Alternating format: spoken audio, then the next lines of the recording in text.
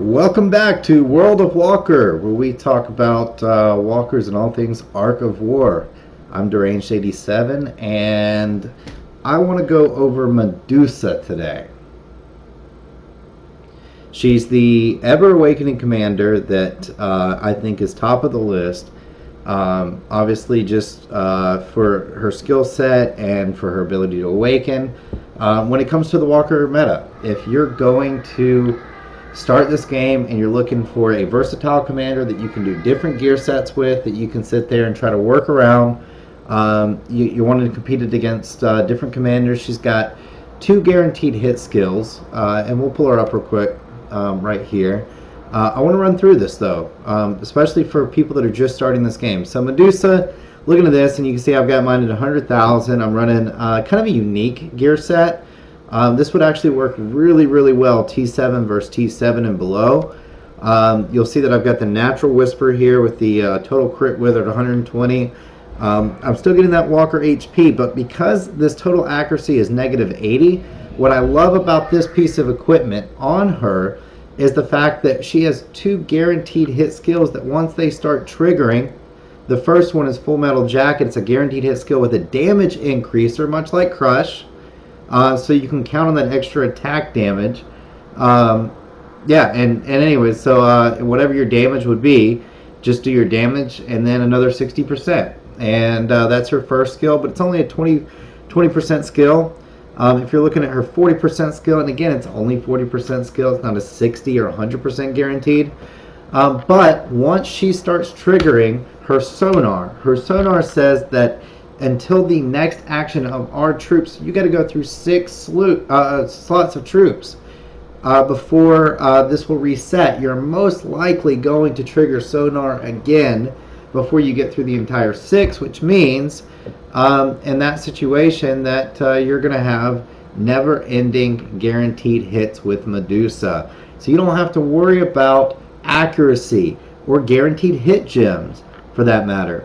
But this will also increase the crit chance by 45%, T7 and below.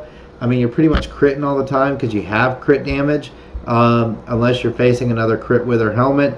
But as you get up in troops, or up in tiers, a lot of people don't know this, but like air maximum crits around 400 or 500 crit. That's because of the research bonus. So you think about that and you go, wow, okay, well, I'm only getting 120 from Natural Whisper, and then maybe another 100 as I'm going from Capricorn. So you could see how you've got to balance out that crit wither if you're looking to go against crit. And basically all you're doing with crit wither is taking away half of the damage that they do. It's taking their attack. Their attack has a ×2 multiplier. So you're taking that ×2 multiplier off and just basically leaving them with half of their attack.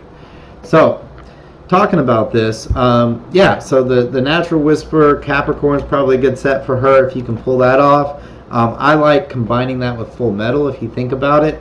He's already got a 60% crit wither skill. So you want to kind of jump on that and combine some different combinations there. But anyway, so with her, you got your first 2 skills here, which are both guaranteed hit skills, and then you have your Awakening Walker, which goes up to 90% at level 60 damage. So it's a real just powerhouse commander. I'm just kind of running some random gear on her. I think this is a pretty good mix. I've got a Natural Whisper. I've got some Wild Roses here that give me the strength and weaken effect, especially against infantry. That's going to be great. This is kind of an infantry killer build right here. They can't hurt me because of the crit wither. I do have some defense and HP with some resistance weaken effect in case I run against air. Just nice versatile commander all around. I still get the penetration here. I'm looking at 16% on each one, so you're talking about 32% penetration with another 160% attack. Running all attack gems, crit. That Walker accuracy is wasted. I should put a attack gem if I was really focusing on this being her gear, because that accuracy is wasted. You should just put more attack in there. You're going to get more for your bang. And then I've got 2 attack gems over here and an HP gem. Gives you an idea of just kind of a balanced build penetration Medusa. Another build that you could do And if you go through, and I'll just kind of look at the gear here, you could also do kind of a full SWE build, running the rabbit ears. Either you could do wild roses, but the destructions are going to have way more strength and weaken effect on them. About 120% compared to, what's that? 80%? Yeah. So you're 80, 90, 100, another 50%, so 100% if you do the set. So 100% more strength and weaken effect, which is a lot. I mean, you need strength and weaken effect. You need way more strength and weaken effect gear combined than you do RWE. Resistance weaken effect, just a little bit goes a long way, but strength and weaken effect, you really have to do the exponential multiplier and just stack it to be able to make it effective. There's a couple different builds that we'll talk about that might split the difference on that. So yeah. I'm not typically running this on Medusa, but you'll see I've got all accuracy gems, I think, on mine. Some crit gems, some Black Knight, which is double with a double tier suppression, and then the assault pants. So early walkers starting out, you want to have your SWE set, especially if you're competing in regular season. If you're in regular season and you know you're not going to go to senior, get yourself a SWE set. This is the time to invest. There's too many prizes that are out there for you not to get your Gabriel Hull, to get your Rabbit Ears, to get your Destructions, and your Assault Pants. Right now, I believe that the Destructions are in the G-Mobs, the Guild Mobilizations. Get after it. You will thank me later. And we'll talk about SWE on another channel. Melt does a pretty great breakdown on it, and then so does Ridiculous Badger, who gets even more into it than I could even start tracking with. Anyways, so check that out. Yeah, maybe I'll put a link to it in the comments below. By the way, hey guys, like, subscribe, share. I want this stuff to keep going out, but I got to know who I'm talking to, so I need you to show me that you're my audience. You still want Walker stuff, World of Walker, Ark of War content? I want to keep putting it out. Guys, I need you to get on the bandwagon. Let's get this stuff pushed out. Yeah, I want to see some subscriptions. You owe it to yourself. Be the first to know when this stuff comes out. It could save you thousands of dollars if you're playing this game, if you know when to play, how to play, and how to play smart. All right, so there's my plug. Going into it, let's talk about Tower Medusa. Now, when I talk about Tower Medusa, for you new players that are out there, you can actually, there's probably 3 different ways to combine gear. You can try to make gear in your commander and be able to split all 4 slots. So that's, putting some dodge in here, and then doing a little bit of defense, HP, some, having a little bit of accuracy, a little bit of attack, some crit. The thing is that you're just not going to go as far as you could if you built your stats around your hulls and the gear that you have currently also combined with your awakening. So here's the thing, I'm running 329% dodge on Medusa here. I don't need any dodge in my gear. I'm going to get the dodge out of the awakening. So you'll see here I've got it combined up to just be an attack and crit build. I want her to hurt. And T7, this Medusa setup would kill. I'm killing it in Ace right now. Just running Medusa, that's her. And it's fun. It's fun seeing people run up against her and not be able to punch through. That penetration goes a long way. But let's say that you're sitting in a tower, okay?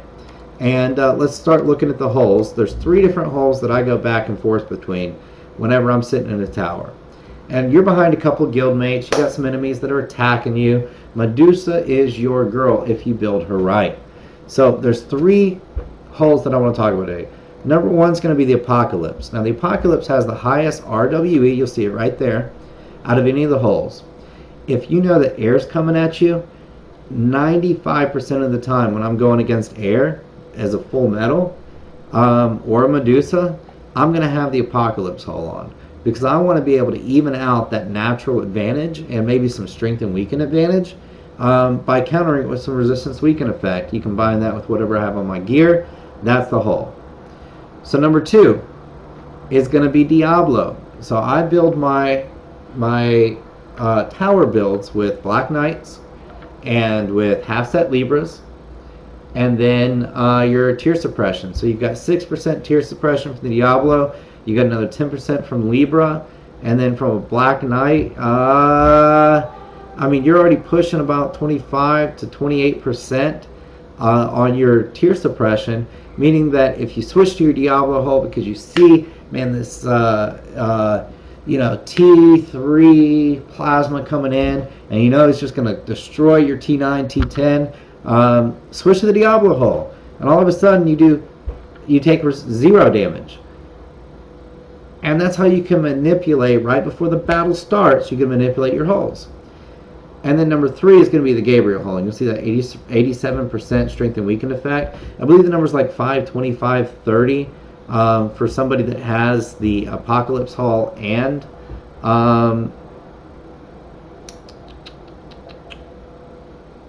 just the basic and the Apocalypse hull. It's 400% strength and weaken to counter the basic, and then it's like 120 something to counter the Apocalypse hull.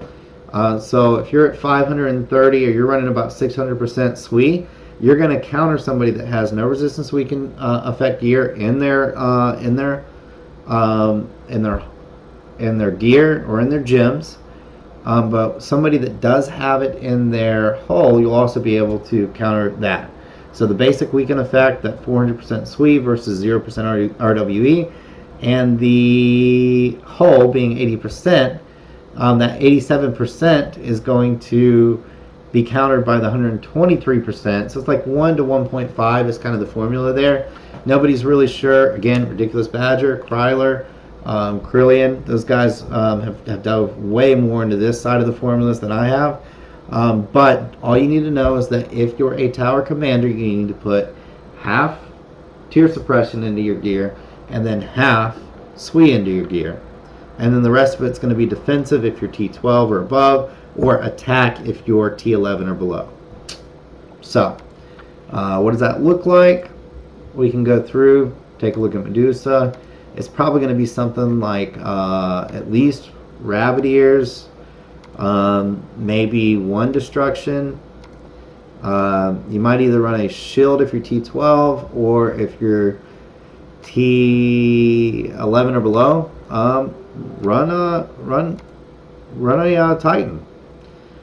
And you can do the resistance weaken. The Shadow's a great piece, or you can do the Tyrant. Black Knight, that's what we talked about. If you're tower, you're going to do Black Knight, period. If you're just doing a tower build, and here's the thing, you know that you're going to get beat, pull your march, jump. There's no penalty for jumping. Jump out of the tower, don't take the loss. Fight the battles that you know that you can fight. What I'm saying is that if there's 5, 6 different kinds of battles that are out there that are coming in, know that you can beat 4 out of 5 of them, and you can leave that last one to be the one that you jump out of the tower from. And so I'm probably going to create her to be survivability. So I'll put, I'll put some fearless pants on her. I'm probably going to run something like this. If I'm running the tower, and I'm going to awaken dodge, and that's a pretty good build. I feel good about that build there. You'll pick up a lot of half sets. So let me look at this. Yeah, so you'll pick up a few half sets, some Taurus and some Libra and whatever else, just messing around with the gear. Okay, peak event. If you're peak event, pull a Medusa, have fun with her. Do some something like this where you've got, of course, you don't have the holes inside a peak event, so you got to really rely on your awakening, because awakening does transfer into peak event. How I would build her if I'm doing the peak event. You can do something, like this, but you're not going to have the benefits of being able to switch the hull, so you're not going to get as much bang for your buck. If I'm doing something like this, I actually might do the Natural Whisper, because it's going to work better when it comes to T7 and below. You're just going to see such a massive result. People are going to think that you got like incredible HP or all HP gear, and it's because all you're doing is taking their attack and cutting it in half, and they're not used to that. So run your Natural Whisper. You can run a Capricorn connection with it. She doesn't need accuracy, remember? So the negative accuracy stat does not affect her. I might You know, I've always been a believer that the best defense is an offense. And so I might run something like, you know, maybe a Wild Rose with it, or two Titans. You know, and I'm not opposed to doing something like that. Then you got your Black Knight, and I'm probably going to run a Fearless. I'll probably run something like this in Peak. You can run it that way. You can also change Natural Whisper, and so we're running, you know, Dodge right now in the Awakening. But you could take the Natural Whisper and trade it for like either a Valk, or a Devastation Helmet. Those would be the two that I would go with, either a Valk or a Devastation Helmet. But let's say it was a Devastation Helmet, and then you want to go over here and you would just Awaken until you got to, I'd probably run not Crit Wither.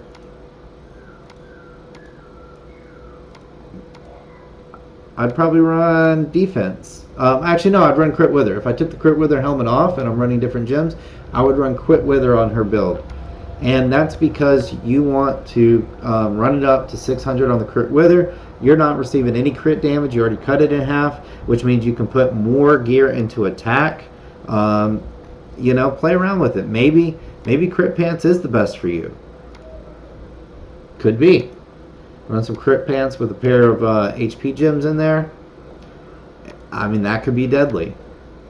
And so, here, let me do. Oh, he's gone.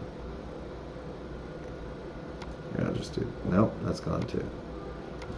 Alright, so that gives you an idea on the Peak event, what you could do with it.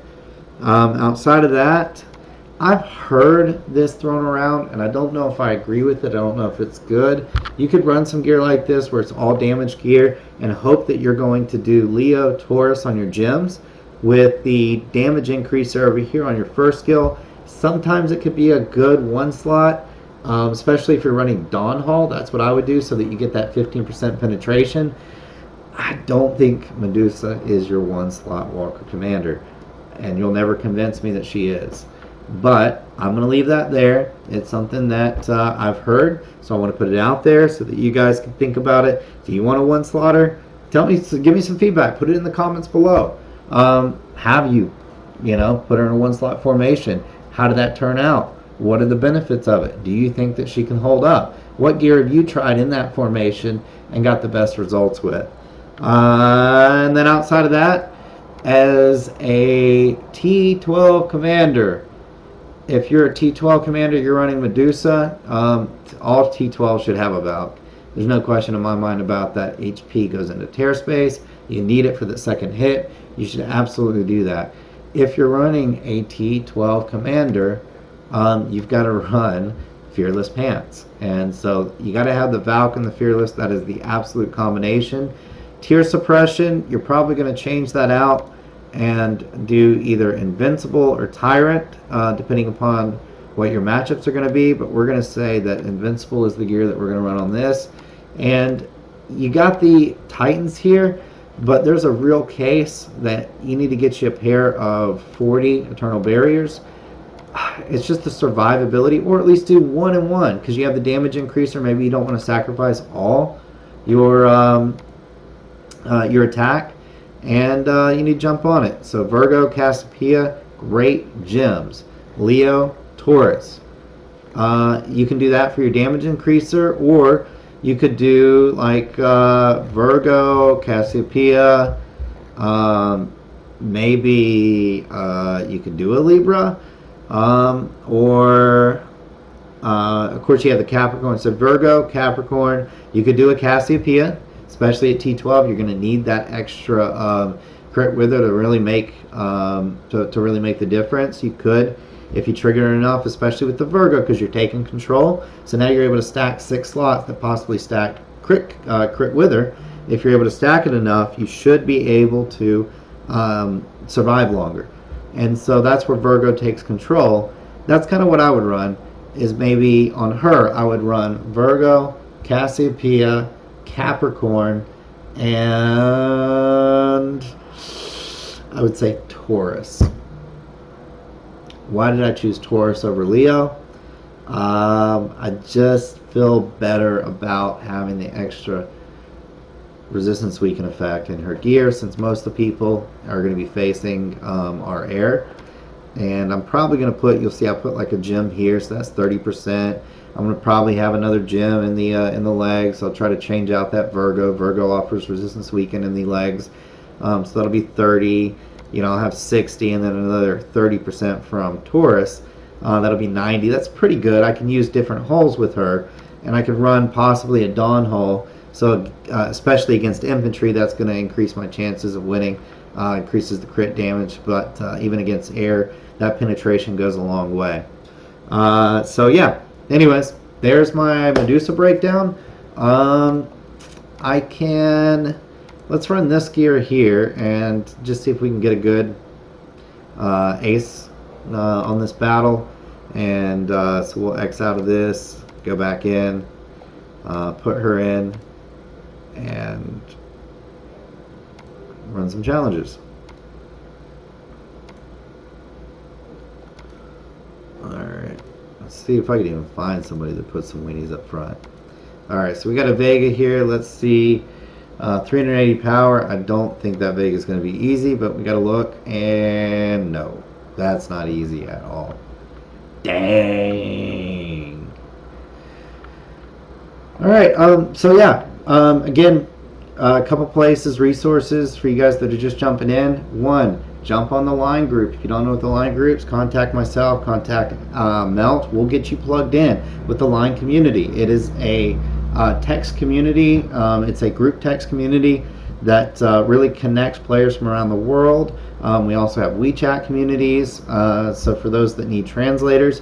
But yeah, the line community is kind of the English-speaking community. Get in. We'll put you in some of the appropriate chat rooms. Just reach out to us. You can contact me. Again, my line handle is the same as my YouTube channel, so that's Deranged87. Same way that it looks. You put that in there, hit me up, we'll get you plugged in. Outside of that, there's also Discord. Discord is going to be a program that has all of our information, some of the early contributors to the community. It's ran by Ridiculous Badger and Kryler, the Theory Crafters. Those guys rock. And then, of course, check out Melt. That's M-E-L-T. That's Arc of War. Probably the main contributor to our community. And plug in with his videos. All right, so we're going to get to see something pretty cool here. I mean, this is a pretty big Stella that we're facing here for what we have. But I'm interested to see how Medusa stands up. Ooh, that's a miss. Let's see. Not feeling good about this. I don't have any of my dodge gear on, so she's going to hit. Oh, she missed. Hit the back. Alright. Come on. Give me a trigger. Come on. There we go. Full metal jacket. So that's the first one. It's going to be a harder hit. I do have that Titan in there. So it's good. Yeah, it's going to be pretty good. We have the crit pants on, I believe, as well, maybe. I forget if it's fearless or crit. But we hit. Took about 100 on the first hit with the tear space. Took about 600. Yeah. So that hits pretty hard. Tear space is really what you're hitting for. I'm just betting on the fact that I've got enough damage reduction gear or defense gear to keep me from really getting knocked out here. I'm interested, so I'm already hit the Virgo, which is going to make her go the next turn. But Virgo, the debuff on Virgo and Virgo's second effect, which is make them go the second round, does not go until the end of the round. So you're not going to stop and then go with the rest of your tiles and then have them go. You got to wait until you go through all 6 tiles. You get back to the start. Then you get to go again while they wait. So you're just hammering their front line. And then they go. So that's Virgo. Well, also when that Virgo triggers, all the times that you triggered Virgo stacked from the first round and the second round. And they stack on slot 1, 2, 3, 4, 5, 6. So when they do hit you finally that second round, they're so debuffed on their attack that the only damage that they're doing if they're T12 is tear space damage. So yeah, anyways, just following along here. Man, tearing them down. Yeah, just about 500, 600 T12 T12 infantry here. There we go. There was a hit going down from 160. Man, you can see that damage reduction or just the defense gear that I have on there. And the power of T12 walkers really standing up. So we got a power, that's Taurus is, oh wow, this is going to be really good because this is ignore defense 60%, double damage, and I have a Titan. I'm less impressed. I thought it would be higher. And that, my friends, tells you the power of T12. Whether it's infantry or whether it is walker or whether it's air, they all just have way too much defense. I'd have to stack a Wild Rose on top of that Leo to really see a good response on that. Alright. So Stella, Stella's still very much a player. Here's what I'll say about Stella. And we're fighting a good Stella here. So if you're infantry and you're watching this, Stella's good. She's great at T7 and below, so your regular season, and you just want damage gear, crit gear, and accuracy or guaranteed hit gems. So that's great. The problem with Stella is she has turned from, I have my classifications, which you've heard maybe in a different video. I think that they're a natural counter, so like Pictor is a natural counter to Gilly. Gilly is a natural counter to Vega, in my opinion. And yeah, anyway, so you've got these counters to different commanders that are out there. You've got really great walker commanders against infantry, infantry against air, then air against walkers. Stella, so you have your natural counters, but you have, in my book, what's called the one-slot commanders. And these are the commanders that if you put in one slot, they're going to, 6 out of 10 times, so more than 50-50, 6 out of 10 times they're going to take more points than they give. And that's because they combined skill triggers plus gem triggers and can ignore defense, can ignore HP, maybe go off of leadership, they ignore tier suppression. And so, you've got Neko and you've got even Hoodoo would be in that basket because if he's able to kill, his skills somehow magically kill a shit ton of other ones. So that's Hoodoo. You've got, like I said, Nekojiro. You got Stella because she hits continually. You've got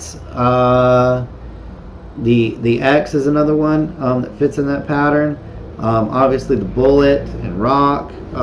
These are your Galactic Battle commanders that you're free to play, like picking up because they can every now and then get a good hit, and man, they just feel energized from it.